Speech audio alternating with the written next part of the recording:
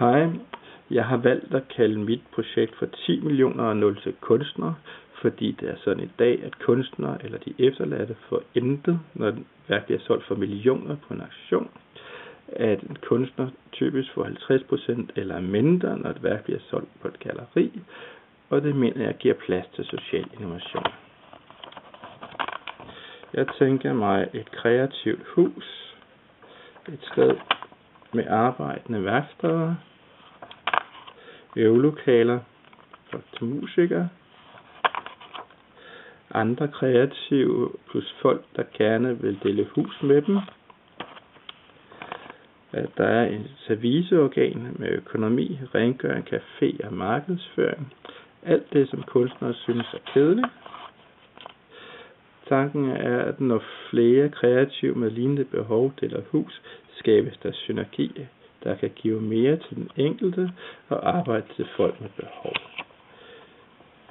Folk med behov, det er dem, der skal ordne de her serviceorgansopgaver, og det kan være sådan nogen som mig, der er på kontanthjælp, der har lavet hjemmesider og økonomi, og jeg hedder Født Thomas. Jeg tænker mig, at det her hus skal have nogle tomme lokaler rundt omkring. At der skal være vægge til kunst. En bar for de her mennesker med behov, så de kan tjene nogle penge.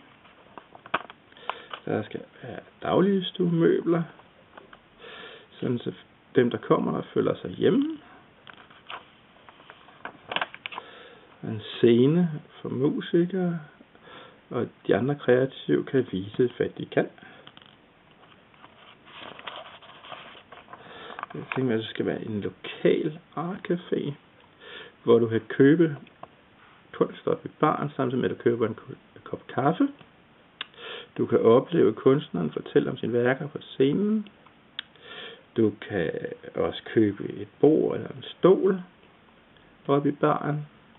Du kan betale på én gang og få rabat, eller betale lidt efter lidt.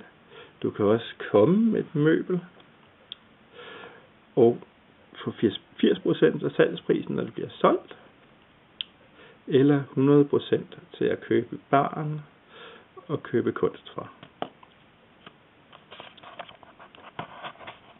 Hvad får de forskellige så ud af det? De lokale får et kulturelt mødested og arbejde til folk med behov. Barfolk får brugt deres evner, socialt netværk og højere selvværd. Ejer lokale for historie om social ansvarlighed og positiv fokus på lokale. Det er nogle ting, som de kan bruge i markedsføringen. Bruger hus får et fælles showrum, der giver ekstra indtægt og gør det muligt at give mere til kunstnere.